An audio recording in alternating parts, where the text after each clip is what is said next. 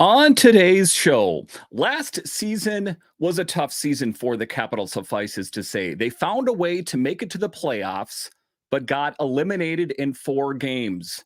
We'll talk about the struggles that Alex Ovechkin, Tom Wilson, and Spencer Carbery faced next on this edition of Locked On Capitals.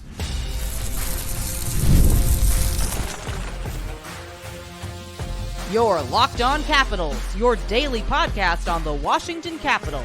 Part of the Locked On Podcast Network. Your team every day. Well, hello and welcome into this edition of Locked On Capitals. I'm so glad you decided to join me today. As always, this podcast is free and available on all the major platforms, including the SiriusXM app and on YouTube. And I want to thank you for making this your first listen each and every day. My name is Dan Holme. I've covered the Capitals for the last 3 seasons for Locked On and various other outlets before that. I'm also the host of the weekly show called The Capitals Minute Cast, available wherever you find your podcasts. You can find me on Twitter. It's at DanCaps218. You can find the show on Twitter. It's at Locked On Caps. And the best way that you can help grow the show is to subscribe to Locked On Capitals on YouTube and comment anything down below. Today's episode is brought to you by Indeed. There is no I in team, but there is one in Indeed, and that is the hiring platform you need to build yours. Start hiring now with a $75 sponsored job credit to upgrade your job post at Indeed.com/locked on. Terms and conditions apply. You need to hire? You need Indeed. In this edition of Locked On Capitals, we talk about the struggles that the Capitals faced this past season. Many of the players said it was one of the toughest seasons that they have played in ever. And in this episode, we'll talk about those struggles that Alex Ovechkin and Tom Wilson faced. But it wasn't just the players, no. It was a baptism by fire, I guess you could say, for Spencer Carbery, as he had the kitchen sink through at him with key players that stepped away from hockey, got dealt, got injured. He faced it all. We'll talk about that. But just to get it going here, talking about your captain, Alex Ovechkin, and the struggles that he faced this past season. There was a lot of high hopes that he, was going to inch closer and closer to Gretzky, and he got off to his slowest start in his entire career. How did he find a way to turn it around? And it's interesting, as I was viewing the videos from Breakdown Day, that was the feeling, that was the sentiment from a lot of the players, that this was a season that challenged them like none other. Alex Ovechkin faced his most challenging NHL season last year with his longtime friend and teammate Nick Backstrom stepping away from hockey indefinitely after undergoing an unsuccessful hip resurfacing procedure. Ovi had to shoulder the burden of his absence. Moreover, his teammate and countryman Evgeny Kuznetsov was traded to the Carolina Hurricanes after an inconsistent time with the Capitals, which further added to Ovechkin's challenges. And I do believe that, and I think that is something that is becoming more and more apparent, that I don't think that Alex Ovechkin just got hit squarely in the face by Father Time. I don't.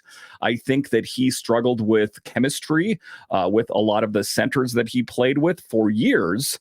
It was Nick Backstrom or it was Evgeny Kuznetsov. And he mentioned on Breakdown Day that it was different lines, mixing and matching all the time. It was Strome, it was McMichael, it was this guy, it was that guy, even Dowd shortly there. So I think that is one of the things that he struggled with. I don't think that is necessarily the only thing, but one of the things. As a result, Ovechkin struggled to score goals in the initial stages of the 23-24 season, managing to only score 9 goals before the All-Star break. However, during that break, we know he traveled to Dubai to refresh himself and returned revitalized. I was skeptical. I'm like, hey, I'm glad to hear that you're revitalized, but, can you really turn it on? There's nothing that lends me to believe that you can do it, but he did just that. He returned revitalized, ready to take on the second half of the season with renewed vigor. He went on to score 31 goals by the end of the season, proving to everyone that he is still a force to be reckoned with. And Tom Wilson and John Carlson said, you don't ever want to doubt the big man. And at that time, that was just a leap of faith. That was just, looking at who Alex Ovechkin has been historically, but a slow start. However, the story doesn't end there. The Capitals barely made it to the playoffs by winning the last 3 games of the season. Although Ovechkin was happy about the playoffs proved to be a different story. The Rangers were well prepared and had him covered, blocking his shots during the Capitals' 4 games worth of playoff hockey.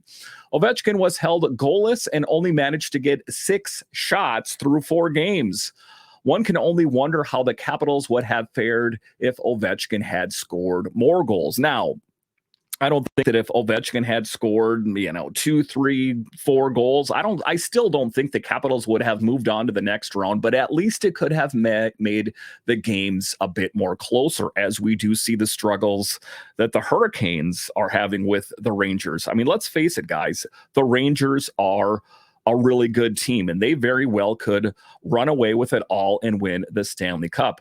Reflecting on the year as a whole, Ovechkin saw the positives and was proud of his team for getting back into the playoffs. Additionally, he moved within 42 goals of passing Wayne Gretzky on the NHL's all-time goal scoring list, which is no small feat. Despite this, he doesn't consider the 23-24 a great year by any means. And it was one of those things that he was like a proud papa on the sidelines when the Capitals found a way to do the improbable and make it to the playoffs. There was that viral video of him, grinning from ear to ear. But that grin, quickly went away as the playoffs came around and the Capitals got eliminated quickly. I think it was just a period of time where you have to try to find a way to, okay, what do I have to do better on the ice? What do I have to do to find my game? He said, well, I'm proud of this group because of what we've been through since the beginning of the year, the ups, the downs, injuries, and still trying to find a way to be in the playoff race until the end of the year. Let's not forget, it went down to the final game of the year. It was a tough year for us, but it was a good year for the guys who played a full season and gained experience playing a playoff hockey. For the future, it's going to be very good for us and for this organization. Alex Ovechkin is definitely a glass half full kind of guy, and ultimately why he is the captain of this team. Overall, despite the challenges and setbacks, Alex Ovechkin's determination and perseverance shines through. He remains a valuable asset to the Capitals and a formidable force on the ice. And we can't wait to see what he achieves in the future. And of course, I don't write him off. I don't think he's washed. I think there was a lot of people that jumped on that bandwagon. Now, to be fair, I'm not going to be a revisionist. I did have my doubts that he was going to be able to turn it around, because before the All-Star break, there was little proof that he was going to be able to do that. But he did get it done, and that is something that should not be forgotten, as he found a way to do the improbable by finishing up with 31 goals when many had him pegged for only 15 or 16 after his performance to start the season. What we do need from Alex Ovechkin next season is to be engaged and getting back to what has made him who he is, goal scoring. Now, I know it's not going to come any easier as he gets older, but we need to see more. I know that he can do it. I think the days of him scoring, 50 goals, those are in the rear view mirror. But if we can get a good 30, 35 goals out of him, I think that would be huge for the Capitals' success, as I do expect, or I should say hope, that Brian McClellan addresses the goal-scoring needs that the Capitals have this offseason. All right, so coming up here straight ahead, we will talk about Tom Wilson, no longer the young guy in the locker room, how he's had to take on a bigger role. Let's discuss straight ahead.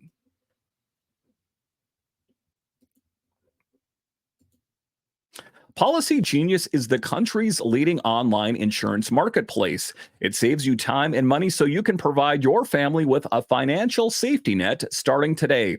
And it's one of the things that all of us can do. I did it myself, get life insurance. Listen, life sometimes throws you curveballs. Don't you want your family to be prepared in the event that something happens to you? That is why you need Policy Genius. Policy Genius helps you compare your options from top companies and their team of licensed experts is on hand to help you walk through it. Talk to a team of award-winning agents who will walk you through the process step by step. Easily compare quotes from America's top insurers in just a few clicks to find your lowest price. Your work-life insurance policy may not offer enough protection for your family's needs. Even worse, it may not come with you if you leave your job. So check life insurance off your to-do list in no time with Policy Genius. Head to policygenius.com/lockedonnhl or click the link in the description to get your free life insurance quotes and see how much you could save. That's policygenius.com/lockedonnhl. Are you watching Fox Sports or ESPN on your TV all day? Have to turn down the volume with all the shouting? Make the switch to Locked On Sports Today, a free 24/7 sports streaming channel program for you every day to bring you the biggest stories without all the screaming. Locked On Sports Today brings you the can't-miss analysis, opinions, and news streaming 24/7 on YouTube or the free Amazon Fire TV channels app, part of the Locked On Podcast Network, your team every day. All right, welcome back into this edition of Locked On Capitals, part of the Locked On Podcast Network, your team every day. It was a season of struggle for the Capitals. It was a season of struggle for Alex Ovechkin, who I spoke about in the first segment, but it was not just him. Tom Wilson felt the pressure. The tough guy, he felt pressure that this team was underperforming. And at times, I think that he feels like he needs to take this team on his back and carry them. If it's his physicality, if it's his leadership, if it's goal scoring, this season put a lot of Capitals players through their paces. Tom Wilson was no exception. Last season, it marked a significant period of change for the Capitals organization and its players. Like I spoke of in the first segment, the Backstrom thing was the biggest thing, stepping away from hockey. Tom Wilson stepped to take a larger role as one of the team's third alternate captains. As one of the more experienced players in the locker room, Wilson has become a valuable mentor and a leader to younger players like Connor McMichael and Hendrik Slapierre, providing them with guidance and support.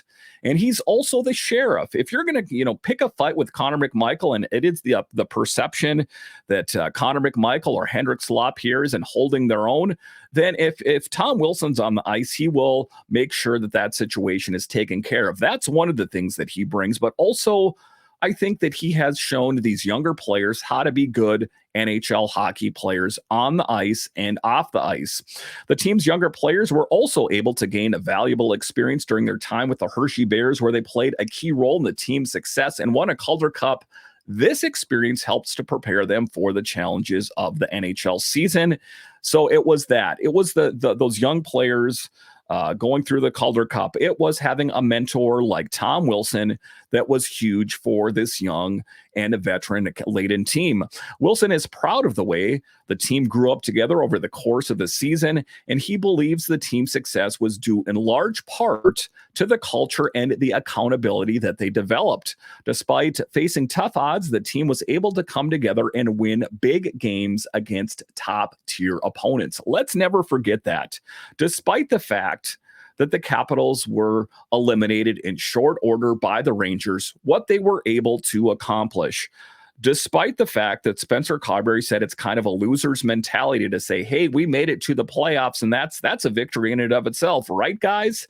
And I do agree with what Spencer said there, that I think that if you set the bar very low for yourself, then that is what you will accomplish. Next season, making it to the playoffs is a minimum. I want bigger things to happen. And they're going to be able to happen with the likes of Tom Wilson, the future captain of the team. I don't think there's any real question about it, leading the charge. Wilson's contributions to the team are not limited to his leadership role as a legitimate offensive threat. He is a four-leaf clover in the NHL, a rare combination of toughness and skill. In the regular season, he recorded 18 goals and 17 assists for 35 points, along with 133 penalty minutes. In the playoffs, he led the team in scoring with 3 points in 4 games against the Rangers. That's what I'm talking about. Oftentimes, for whatever reason, Tom Wilson gets lumped into that goon, that tough guy category. Take a look at Rempe. Take a look at Maroon. Take a look at Reeves. Are they putting up 18 goals, 17 assists, and 35 points? I don't think so. So that is what is amazing about Tom Wilson and why he is feared around the NHL. If it was just one of those things, if he was just a goal scorer, that's one thing. Or if he was just a tough guy, that's another thing.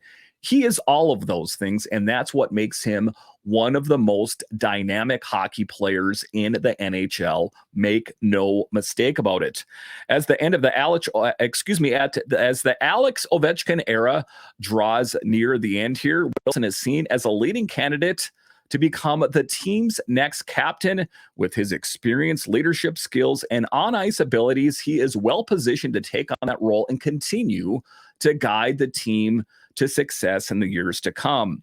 And, to a certain extent, it almost feels like he has taken on that captain role already, as he is that voice in the locker room that I think probably resonates a little bit better with the younger guys than Alex Ovechkin does. And I think that Ovi is concentrating on his own things. I think he shows leadership in different ways.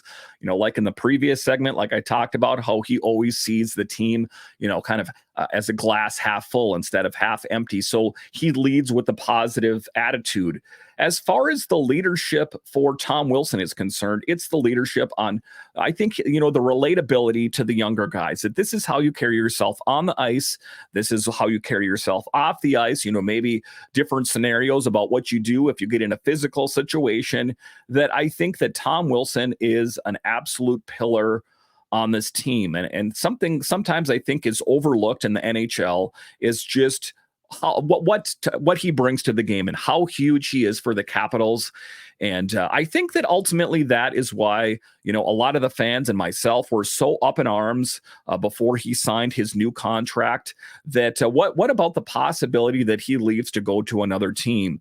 That it was really a hard thing to think about as a Capitals fan, to see, a big player like that out of your lineup, or imagine it. What would that mean for the future of the Capitals? There's not a clear Tom Wilson guy that's going to fill that role on the roster. I don't see a guy like Wilson on the big team or down in Hershey that could take on a role like that. So for him to bring so many things to this game, that is ultimately what we love about Wilson and why we're glad he's here. All right, so coming up here straight ahead, it wasn't just the players that were put through their paces. Spencer Carbery, in his first year behind the bench, faced a lot of struggles.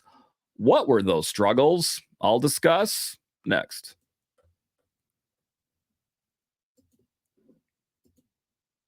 There is no I in team, but there is one in Indeed, and that is the hiring platform you need to build yours. When you're hiring, you need Indeed. Indeed is the hiring platform where you can attract, interview, and hire all in one place, instead of spending hours on multiple job sites searching for candidates with the right skills. Indeed's a powerful hiring platform that you can help do it all in one place.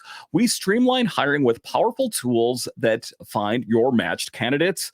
With Instant Match, over 80% of employers get quality candidates whose resume on Indeed matches their job description the moment they sponsor a job, according to Indeed US data. So if you are someone that is involved in the hiring or firing business, take a lot of the stress out of your job by going to Indeed. Start hiring now with a $75 sponsored job credit to upgrade your job post at Indeed.com/locked-on. Offer good for a limited time. Claim your $75 credit now at Indeed.com/locked-on. One more time, Indeed.com/locked-on. Terms and conditions apply. You need to hire. You need Indeed.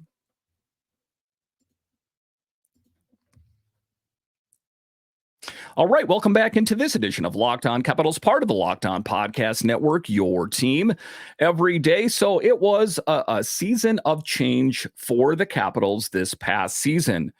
Again, if you listened to this whole show or watched it, I spoke about the things of Nick Backstrom stepping away, Kuznetsov getting dealt out, that how this team was sketched out when Spencer Carbery first came here wasn't really like that at all to end the season, and the struggles that Spencer Carbery had to go through. He said that it felt like the last 2 to 3 months of the season were like the playoffs, and that when the end of the season came, he was absolutely gassed, and that he wants to spend some time not even thinking about hockey and spending time with his family. Spencer Carbery took on a challenging task when he accepted the head coaching job with the Caps after the team missed the playoffs last season for the first time since the Adam Oates era in 2014.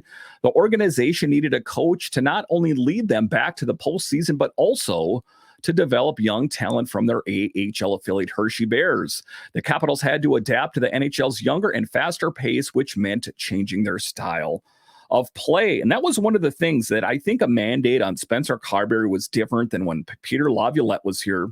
I think that when Lavi was here, the mandate, or what they told him to do, was get this team, get this 2018 team for the most part, and see if you can win another cup with them. And he did his darndest to get it done, but couldn't get this team across the finish line. So I think that the Capitals and Brian McClellan changed their posture. They saw the landscape of the NHL and how it had changed, where it was going in a direction of getting younger, for one, and faster, number two.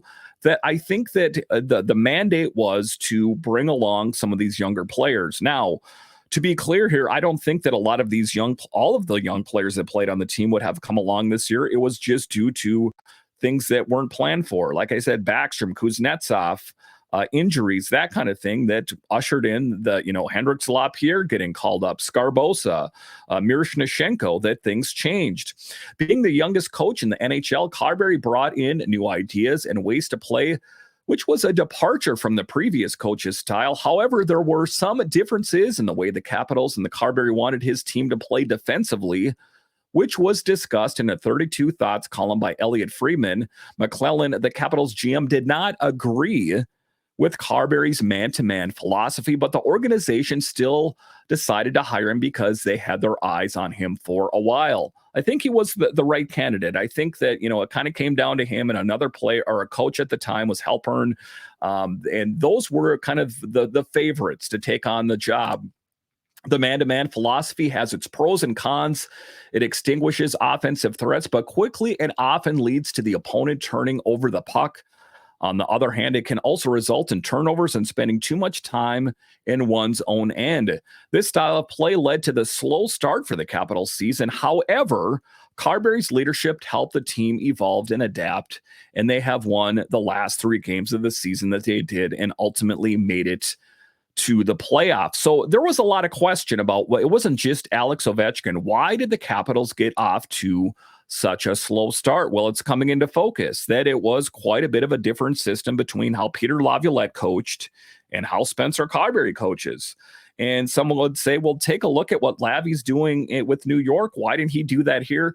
Well, it's different players. It's different assistants. It's not an apples for apples comparison. That when Laviolette was here, he did not have all the goal scoring power that the Rangers have. So I think that, I don't think that Laviolette's systems have changed. It just works in certain markets and not others. That is why Spencer Carbery came here. He has his own way of doing things. I think that the Capitals will be in a good position in the fall because they know his systems. Now, the things that could change is if Mac actually does go out and pick up that top 6 forward or 2 or 3 that he spoke of, and see how everything works together. But I think that Spencer Carbery was able to overcome a lot of adversity as a young head coach in the National Hockey League. I think he gained a lot of meaningful experience. Carbery also showed a willingness to take advantage of the young talent in the organization, which was not done by Laviolette. He played the likes of Connor McMichael, even Miroshnichenko and Hendricks Lapierre, and others constantly, which helped in the team's success. Overall, Carbery did an excellent job of getting the most out of this team and adapting to the NHL's changing landscape. I do believe that. I don't think that, the team's lack of success, I guess I'm going to say, I know they made it to the playoffs, but I guess what I'm saying is they didn't make it to the second, third, they didn't make it to the Stanley Cup, that he got the team further than they did the year before. Again, I don't want that to be a loser's mentality. I'm just trying to extrapolate a little bit of lemonade from the lemons that the Capitals faced, and that is that they made it to the playoffs, something they didn't do the year before. So That is what I'm going to take from it. Hopefully he can take that. Hopefully the players can grow next year. Hopefully we can see more from McMichael and LaPierre and Miro and all the different players. And how different will the team look? I mean, it's far too early to say this team is going to be this way or it's going to be that way. Is Darcy Kemper going to be here next year? Is Charlie Lindgren going to be here next year? There's just a whole lot of things that we don't know right now. At this point, of this podcast, it's about reflecting. It's about, any moves going forward that I'll discuss with you. But at this point of the early part of the summer, I guess we're still in spring here, is talking about the season that was. What did the players think? What do they think needs to be improved? And hopefully they can grow. Hopefully they can grow under Spencer Carbery's system. So it's not that deficit. There's not that leg to start the season because for the most part, if it's a line's share of the same players coming back, they should be familiar. So hopefully they can hit the ground running. My hope is that Mac does go out and give Spencer Carbery some more offensive weapons, and then let's really see what he can do with some true talent. Listen, I want to thank you for joining me on this edition of Locked On Capitals, your only daily year-round podcast covering the Washington Capitals. And I want to thank all of you that listen on the audio side and watch this on YouTube. You are ultimately what makes this show successful. When you're done here, head on over to Locked On's 24/7 streaming channel available on the free Amazon Fire TV channels app and on YouTube. All right. Once again, I want to thank you for joining me on this edition of Locked On Capitals, part of the Locked On Podcast Network, your team every day. My name is Dan Holme, and I'll talk to you again next time.